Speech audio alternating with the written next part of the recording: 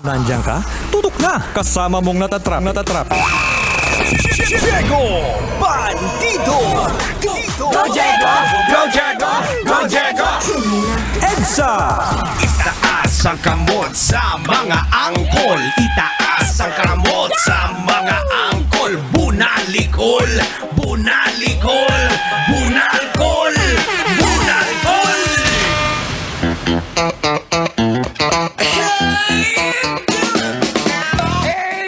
Give it a quick check, Metro Manila. It is now 27, mga kaibigan, na makalipas sa oras ng alas 6 ng gabi.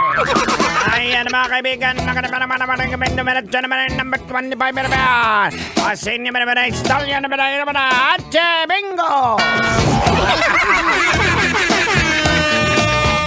Alright, mga kabisyo, magandang gabi! Sana okay pa sa alright ang inyong gabi. Shout out sa iyo, manong driver, na may hawak-hawak ng hindi bote ng alak, ha? Manibela. Ayan, maraming salamat sa iyo, Uncle. Pakilakasan ng konti ang volume ng radyo para nang sa gayon marinig ng pasahero mo yung ating munting balitaktakan. No. Oy, shoutout nga pala sa lahat ng mga Grab drivers natin. Isa sa mga masugid na tagapakinig natin. Shoutout, Tamya Wonta Nesawa. Magandang gabi! Adlaw kapamate. Si Sir Kuya Noy, Grab driver. Kuya Noy, maraming salamat sa pagtutok. At sana naman kahit papano nagigising ka dito sa programang EDSA. Kasama pa rin syempre inyo abang lingkod. Aray! Bakit na naman ta? Ano, ikaw na lang mag-isa magprograma? Ikaw na lang isa magsalita? Hindi, akala ko kasi nagpapahinga ka. Aragoy!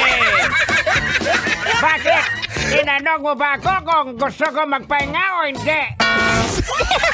Hindi, ano kasi?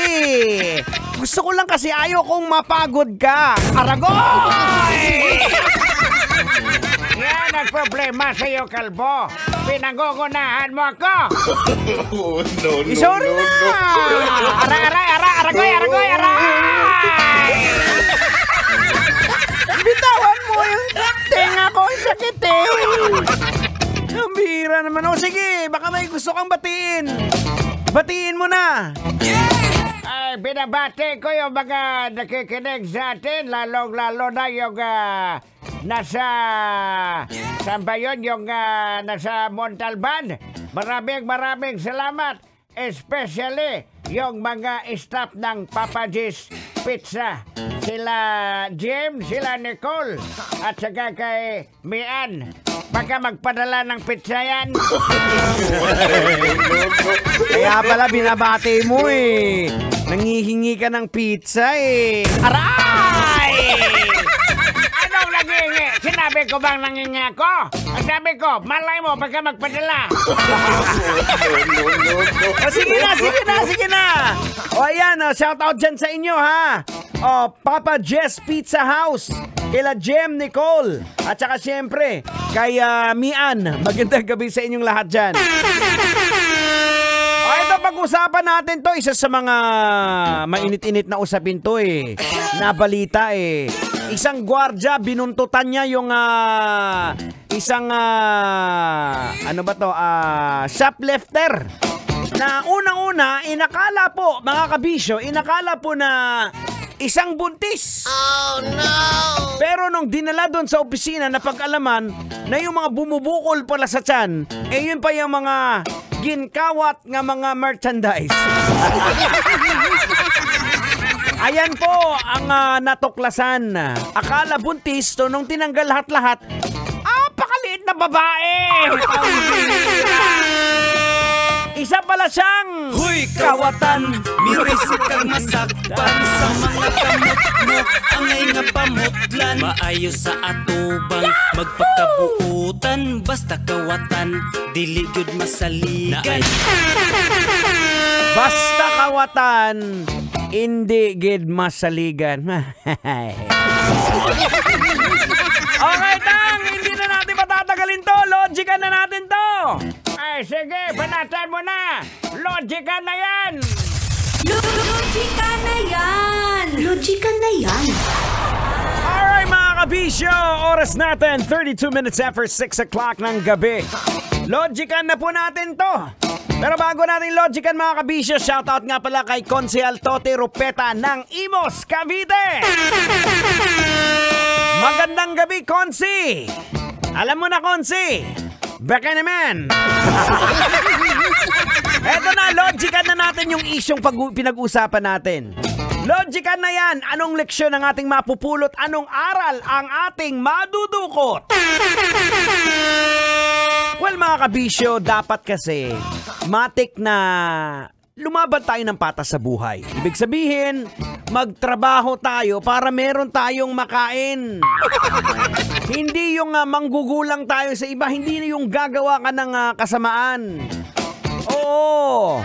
Kaya nga dapat hindi tayo humantong sa mga ganito eh, 'di ba? Pero ang tanong, paano humahantong yung isang tao sa pagnanakaw, sa paggawa ng hindi tama?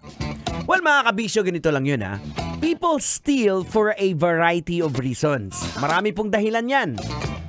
Siyempre, and understanding those motivation, medyo complex, komplikado, at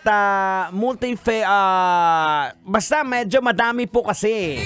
Pero dapat po natin na intindihin din kung bakit sila nagnanakaw. Isa sa mga rason po is yung tinatawag nating economic factors. Second, syempre, ito yung pag sinabi natin economic factors, ito yung kahirapan, walang maayos na trabaho, walang tamang hanap buhay, kaya nagnanakaw na lang. Second, ito po yung psychological factors. Ito yung merong tao na nagkakaroon ng impulse control issues. Yung ginatawag nga gakalamya kamot. Yung hindi niya mapigilan na kumuha ng mga bagay-bagay. Yung mga naririnig natin na kleptomania, na hindi niya naman talaga kailangan, pero dahil nga psychological disorder siya, nagagawa niya po. Yan mga kabisyo ang sinasabi natin na dapat din nating maintindihin. Pero isa lang po ang malinaw dito mga kabisyo, na yung mga taong gumagawa ng ganito, kailangan po nila ng tulong. Kasi unang-una, kung maayos ka, maayos yung buhay mo, gagawin mo ba ang pagnanakaw? Hindi, di ba? So, dahil nga po sa salat sa buhay, ultimo shampoo, diaper, nanakawin mo. Diba? Instead siguro na i-prosecute natin sila, i-condemn natin sila, mas maganda siguro tulungan, but that doesn't mean na hindi nila pagbabayaran yung kanilang mga ginawang kasalanan. O di ba? Huwag tayong magmahalan sa salita lang, ika nga, kundi ipakita natin sa gawa na tunay tayong nagmamahalan. Henay! Thank you! Alright mga kabisyo, ang oras po natin, we got 35 minutes makalipas sa oras ng alas 6 ng gabi. At sana po okay na okay kayo lahat dyan ha. Huwag matutulog sa biyahe ha, baka lumagpas ka. Pagkagising niya Tang, sana siya andun na sa kabilang buhay. Aragoy! Maluoy ka. Tuloy-tuloy po ang bagsakan ng musika. Tuloy-tuloy ang malulupit na tugtugan. Dito lamang po sa pinakamasaya, pinakamakulit na programa. Parang chicharon, masarap, maingay, pero may laman. Diba? Ito po ang programang EDSA